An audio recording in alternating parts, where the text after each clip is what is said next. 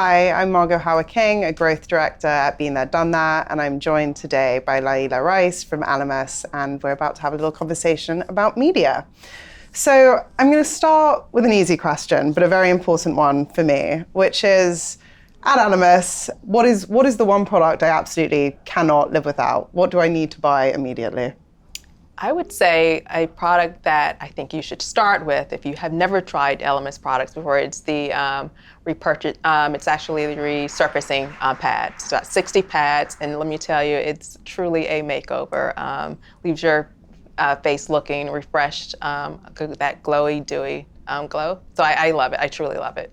Amazing. I use it religiously. Amazing, thank you. So excited to try it. Also excited to hear, we've spent 2 days listening to so much interesting conversation about what's going on in media right now. And I'd love to hear from your perspective, what's exciting you right now about what's possible and how is that impacting your priorities, your growth strategies, and all the work you're doing? I think there are several things that are, I think that I find I'm motivated. For one, I think that just the power of AI and predictive analytics, particularly not only in its own, but also in our platforms and our MarTech ecosystem as well. For us, we've just launched our customer database platform that truly allows us to truly understand our customer, not only where they shop, but also just looking at them from a holistic standpoint, and giving us a single view of the customer so that we know where they are and we can actually develop campaigns to really target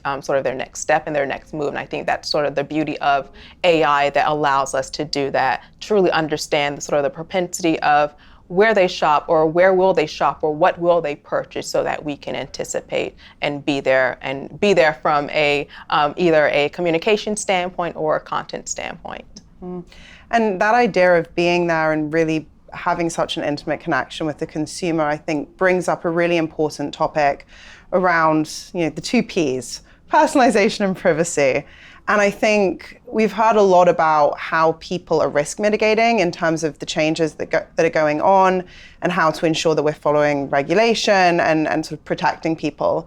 But I'd love to hear your thoughts on, I guess, the more positive side of that conversation, the value exchange, and what the upside is for a consumer and the organization and a brand when you get that balance of privacy and personalization right. Of course, I think privacy is important. I think for myself as a consumer stepping out of the Elemis shoe and just being a consumer myself, I think that I feel trusted. There's a brand trust that goes along with knowing that what I share and what that brand may have on me is actually protected. It's not shared, and so it's important. I think we sort of look at that at Elemis itself, that we want to protect our customers. Yes, we want to truly understand them, but I think we can walk that fine line of truly understanding that customer is still protecting them and protecting the data and protecting what they actually provide you as well. I think that's sort of the positive side, just ensuring that there's this trust and there's this loyalty that continues to, that we actually have with our consumers. And that sort of,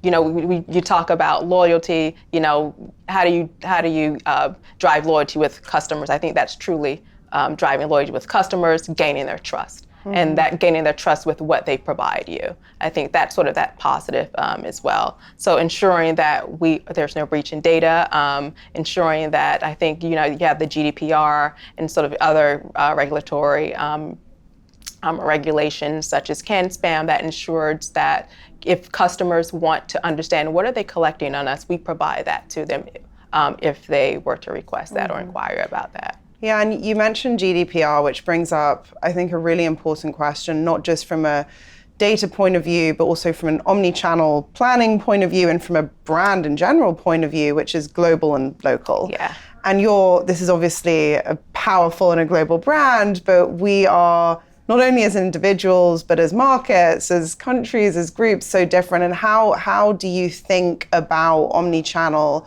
and growth and balancing that global and local difference?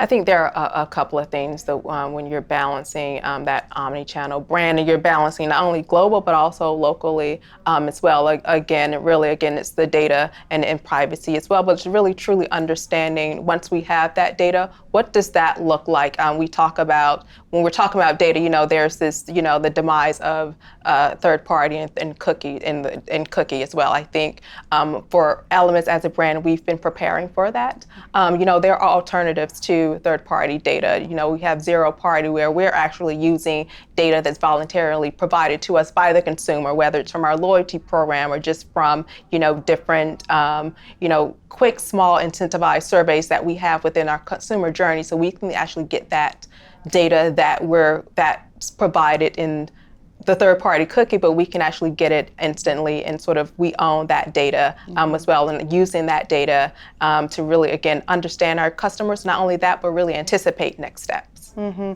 And, I want to talk in terms of anticipating next steps. There's so much that goes into that. It's understanding the data, it's knowing what to then do with it.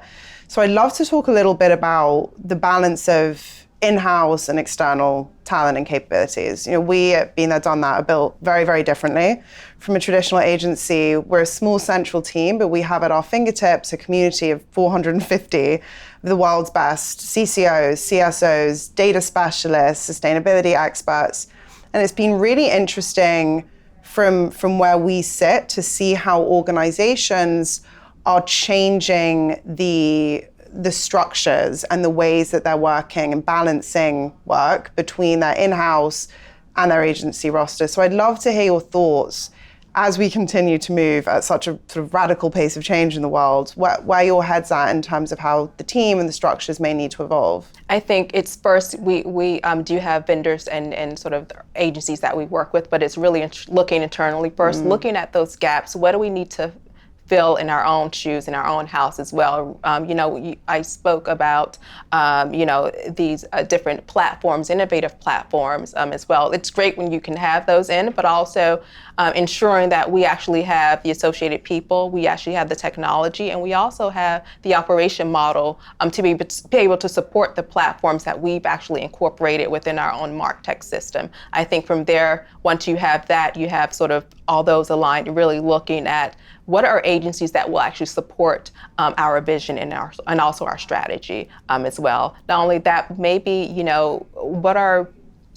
are there, is there, some sort of activity that maybe we can't do in-house, but maybe the agency has true proficiency in performing as well, that we can actually use and leverage that agency as well. Mm-hmm. So truly looking at sort of the expertise of the agency and specialization of the agencies or vendors that we actually use and partner with. That makes a lot of sense. So taking off your Elemis hat for a minute, are there any brands doing things in media, in omni-channel, that set your heart on fire, that excite you, that inspire you, that you're learning from? Yes, I do. Lego. I've actually, so I have family members coming and visit me from out of town, and I took my little cousins to Legoland. And what I like about Legoland is that when you go and you visit, there's also they truly know their consumer from a non-digital and also from a digital perspective, really using that seamless sort of omni-channel experience, truly innovative and using it in the right way as well. Once you go to Legoland, I like the fact that, when I got home, I actually received an email saying that, hey, I'm glad you truly enjoyed your experience. The next time, I think they provided a couple of incentives and some tickets for the little ones that I actually had, but also it was more of it really resonated with the things that we actually saw in Legoland and what resonated particularly with my cousins as well. So I truly enjoyed the way the transition and sort of the way they actually engage with me from online booking to when I was there non-digital and then coming back home as well in digital. I grew up at Legoland. I'm obsessed with Legoland, so I love that answer. And I think it also connects back to so much of what you were saying about how data is being used and how we're connecting things and what is the upside to the consumer. And there was a panel earlier talking about we can't get drunk on data. We have to remember what we're actually trying to do. And I think they have an amazing grasp on that. They're delivering an amazing service, an amazing brand. They did. I actually took that as sort of like, here's sort of a page we need to actually look at from a use case standpoint. Maybe it's not exactly the way Lego's doing it, but really how do we copy sort of that foundation and actually implement it within our own customer journeys, or sort of what we're doing as well, because I truly enjoy that. I truly enjoy that experience. Yeah, I think it's fascinating right now, particularly driven by omnichannel, the blurring of categories, rules, and playbooks. Yeah. And we do a lot of work with our partners, our clients in this space around getting outside of what you think the rules of your category are, and taking that inspiration, that sort of fresh thinking from elsewhere. Yeah.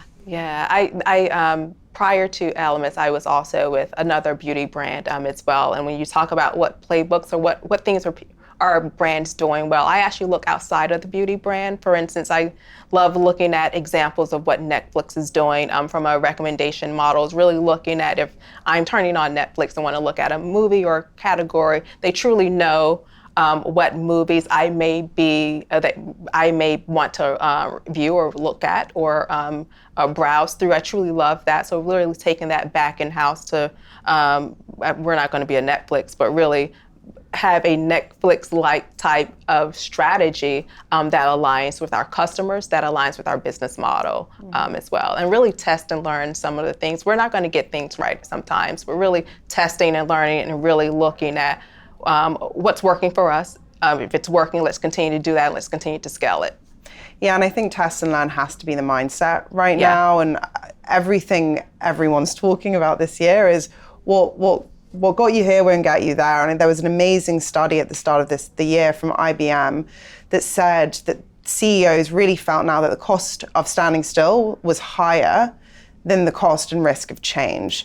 And that's a real shift. And so I think trying, maybe failing, trying again is critical. That being said, if you did have a crystal ball right now and you could ask it any question, what would be your $1 million question right now that you'd love to have the answer to? With anything? With anything to do with your brand. Oh, that is good. Really good, great question. I think for me, we hear a lot of chatter about Chat GPT.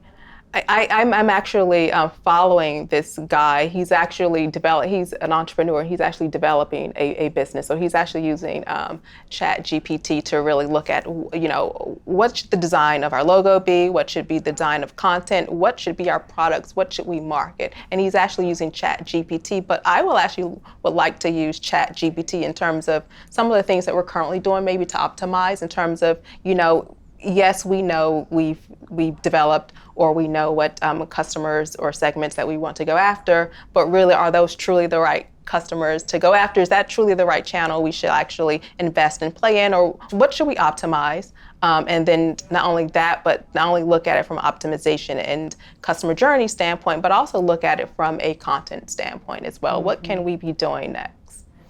Yeah, that what if question is so important for all of us. And I guess not to in any way end on a negative note, but what's keeping you up? What's on your mind? What concerns you as we're navigating inevitably so much potential and excitement and possibility, but also in many ways challenging times?